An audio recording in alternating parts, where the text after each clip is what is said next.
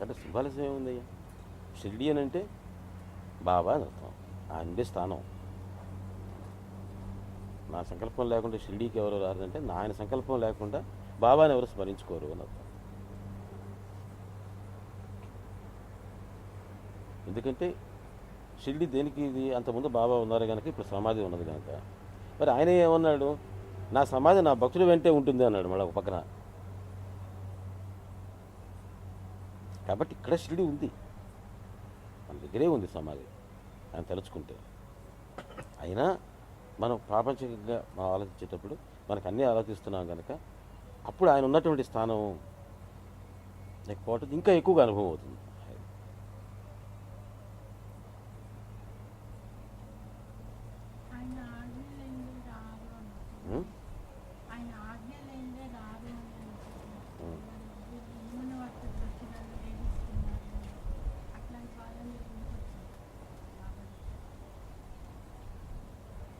ఆయన ఆజ్ఞతోనే వచ్చారు, ఆజ్ఞతోనే బెదిరిస్తున్నారు ఆయన.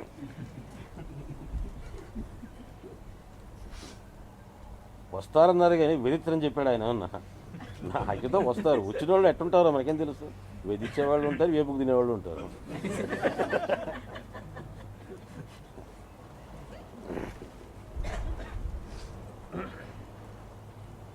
ఆయన ఆయన చెప్పినప్పుడు నూనె వర్తకులు వేధిస్తుంటే మన పిల్లలను చూసి మనం కసులు పుట్టుంటామే. నువ్వు మనవు రోజుకి 4 సార్లు అన్నా ఇంద్రా ఏపు తింటున్నారు నన్ను అని పిల్లల్ని ప్రేమతో అంటావు అన్నమాట. అలాగే ఆయన అన్నాడు.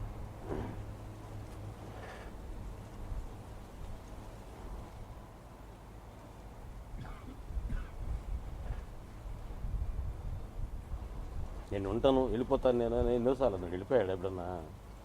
ఓకేనా? ఇది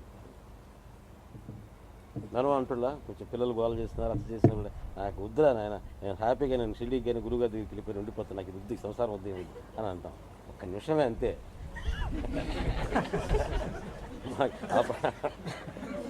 అట్లాగే బాబా అనేవాడు.